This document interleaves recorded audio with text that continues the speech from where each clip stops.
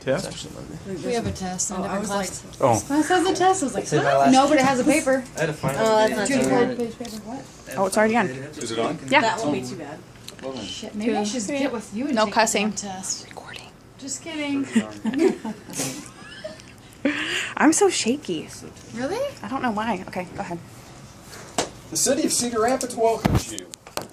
As you can see, in June of 2008, the city of Cedar Rapids found out what Mother Nature and too much water in a short period of time can do to a city, the damage it can cause, and the heartache.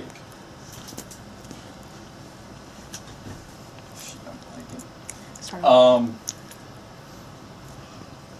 What I'm here to talk to you about today is stormwater, how we handle our stormwater, and how we can improve our stormwater and the water quality by taking the effort to make some small changes to our lifestyle.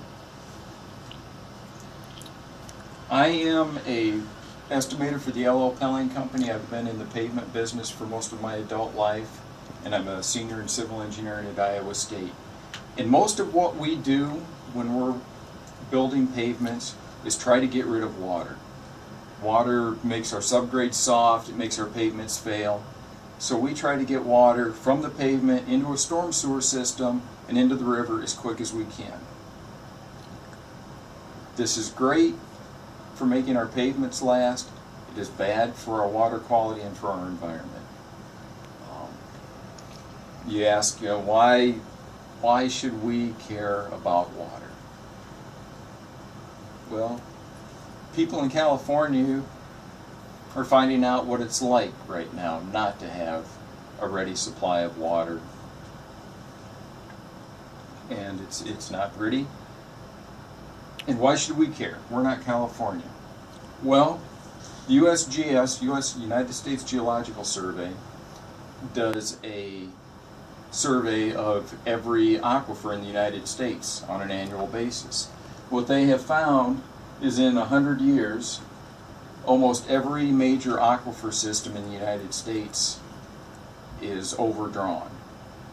You can see California in the southwest in reds, the Ogallala aquifer in the Dakotas, in Kansas is red, and even in Iowa where we have floods and plenty of rainfall, we're down 25 to 50 cubic kilometers of water volume. That's a heck of a lot of water. One of the other downfalls of this quick disposal of stormwater is that we have moved our waste, our runoff, nutrients, and sediment down to the Gulf of Mexico and created a dead zone at the mouth of the Mississippi River. The area in red down off the coast of Louisiana shows the area where no life exists in the Gulf of Mexico. So why does this happen? Back before man came around, in a state like Iowa, in our area, we have an average of about 34 inches of rainfall. Before man, before development, half of that evaporated back up into the atmosphere to return again as rain.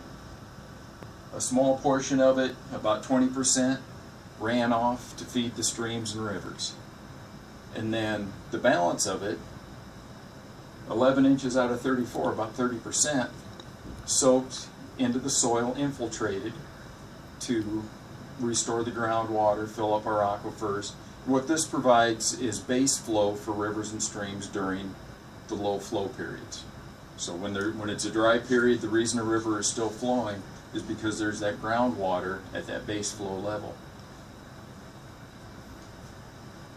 After development, not only is it paved surfaces and roofs that keep water from infiltrating into the groundwater, into the aquifers, you also have compacted soils from construction activities.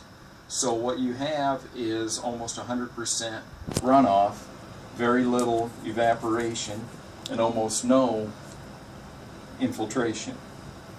In response, to the storms and the floods of 2008, Cedar Rapids, City of Cedar Rapids, instituted a stormwater utility to help maintain their existing stormwater system and also to provide funds for alternate stormwater improvement projects.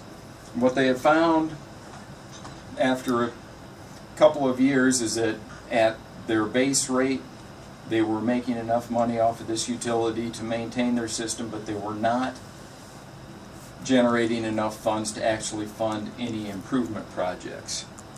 What they had originally was $5 per every title deed in town per month was the fee. And as of last year, they bumped this up and they have a higher rate for industrial and commercial properties. So a property like Rockwell Collins that has 200 acres of pavement and roofs pays about $500 a month. And the residents are still paying $5 a month.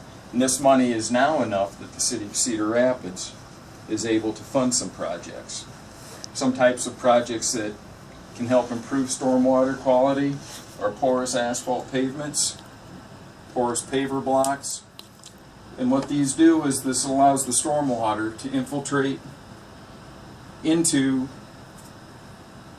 the pavement, into a basin, a reservoir underneath the pavement. It stores the water and allows it to slowly infiltrate into the groundwater table to recharge the water table. The added benefit of this is because you're capturing that, all of the sludge and sediment that was built up under traffic gets trapped and filtered in that basin and improves the quality of water. So, you know, why would you choose porous pavements? They've been around for 50 years. They're a proven commodity, a proven strategy for a highly urbanized area. In the residential areas or areas where you have less density, you can use rain gardens and other features that are less land or more land intensive. And what can you do to help with improve the stormwater?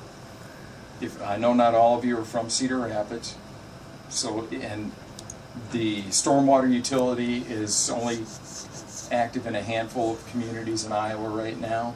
But if your community proposes a stormwater utility, support it, because it's a good idea to help our environment and to help us. Contact your council members, your board of supervisors, get a rain barrel for underneath your downspout. And most of all, conserve water, because there's only a limited amount of it. Good job.